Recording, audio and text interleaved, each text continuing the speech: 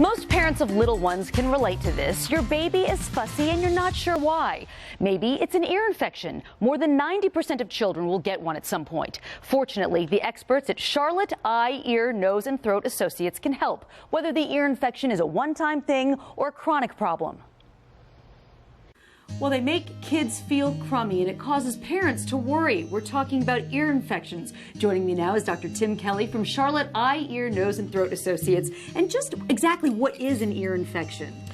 Ear infection is an acute inflammatory process of the middle ear space. So when we talk about the middle ear space, this is the outer ear, of course. This is a model with the canal, the tympanic membrane or eardrum. And this space right here is called the middle ear space. An infection of that space is acute otitis media. So how do you diagnose an ear infection? I remember when my kids were little and one of them had an ear infection for weeks and I had no idea. Not uncommon. Most kids who have an acute ear infection or acute otitis media, they're sick. So cranky, irritable, has a fever, maybe a runny nose, and then exam. So the child comes into the office, you look at their ear. Typical ear, it's bulging, red, inflamed, kid's not happy. Okay, so how do you treat them?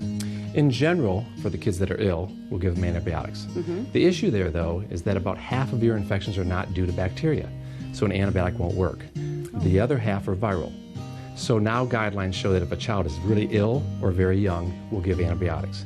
But if they're fairly asymptomatic, we may just observe and see if the fluid resolves on its own. All right, talk about tubes. At what point do you use tubes to help a child? It really is a numbers game for me. And basically there's guidelines from our academy that deal with that. 4 to 6 infections in a 12-month period or persistent fluid for 3 months or more. These are 2 examples of ear tubes. This is a very small one that we frequently will put in the office, mainly in adults.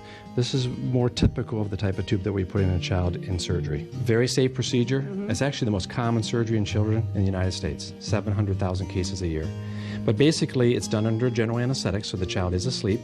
There's no IV, there's no shot, there's no breathing tube. They just breathe a little mask called sevoflurane, and it takes about 15 to 20 minutes. Talk about the benefits and what that means. I mean, once a child has tubes, does it mean he or she will never get an ear infection again? Great question, but no.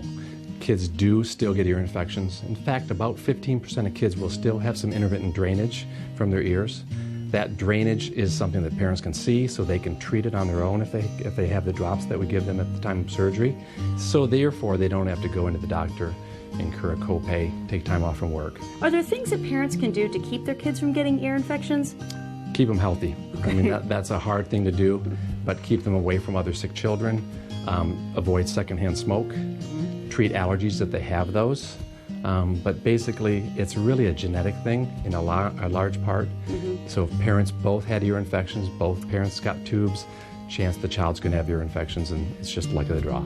Bottom line, Dr. Kelly, what do you want viewers to know when it comes to ear infections and what you do here at Charlotte Eye, Ear, Nose and Throat Associates? Well, I think we do a great job at taking care of the children, and that's really our goal.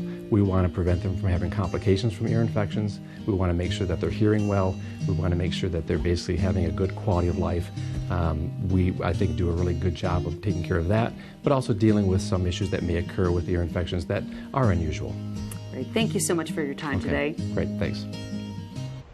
You can contact Charlotte Eye, Ear, Nose and Throat Associates at 704-295-3000. Again, 704-295-3000, or visit them online. It's goodsenses.com, goodsenses.com. All right, much more coming up.